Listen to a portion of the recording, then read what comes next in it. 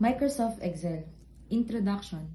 Microsoft Excel is a spreadsheet developed by Microsoft for Windows, Mac OS, Android, and iOS. It features calculation, graphing tools, pivot tables, and a macro programming language called Visual Basic for applications.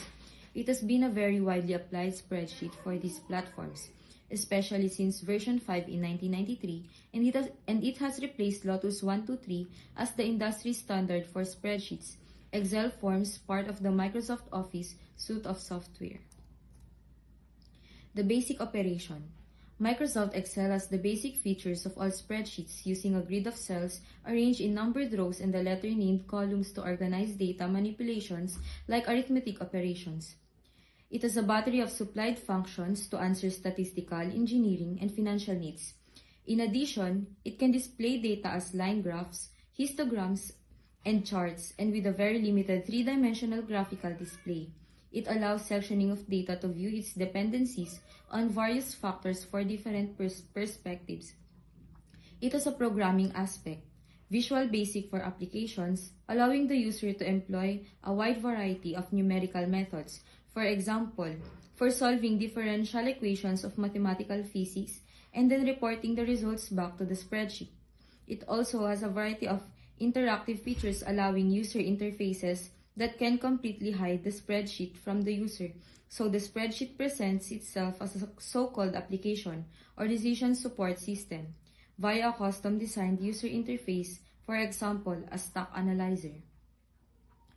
Next, in a more elaborate realization, an Excel application can automatically pull external databases and measuring instruments using an update schedule, analyze the results, make a Word report or PowerPoint slideshow, and email these presentations on a regular basis to a list of participants.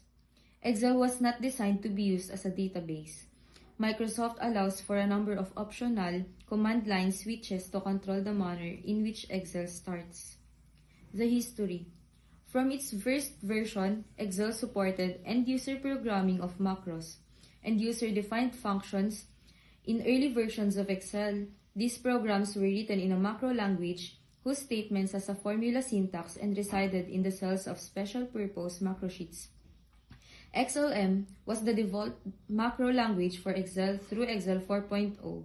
Beginning with version 5.0, Excel recorded macros in VBA by default, but with version 5.0 XLM, recording was still allowed as an option.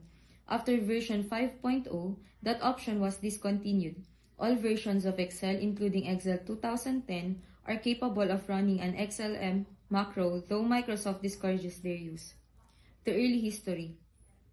Microsoft originally marketed a spreadsheet program called Multiplan in 1982. Multiplan became very popular on CP per M systems, but on MS-DOS systems, it lost popularity to Lotus 123. Microsoft released the first version of Excel for the Macintosh on September 30, 1985, and the first Windows version was 2.05. In November 1987, Lotus was slow to bring 123 to Windows, and by the early 1990s, Excel started to outsell 123 and helped Microsoft achieve its position as a leading PC software developer. This accomplishment solidified Microsoft as a valid competitor and showed its future of developing GUI software. Microsoft maintained its advantage with regular new releases every 2 years or so. Microsoft Excel advantages with respect to other software, the data organization. One of the biggest benefits of Excel is its primary function, the ability to organize large amounts of data into orderly, logical spreadsheets and charts. With the data organized, it's a lot easier to analyze and digest, especially when used to create graphs and other visual data presentations. The formula and calculation features. Excel crunches numbers almost instantly, making batch calculations much easier than working things out yourself with a calculator. Depending on your understanding and skill with Excel, the formulas and equations are used to quickly compute both simple and complex equations using large amounts of data. The third-party support. Excel is essentially considered the standard for spreadsheet software and as such enjoys considerable support on a number of platforms, including smartphones and tablets.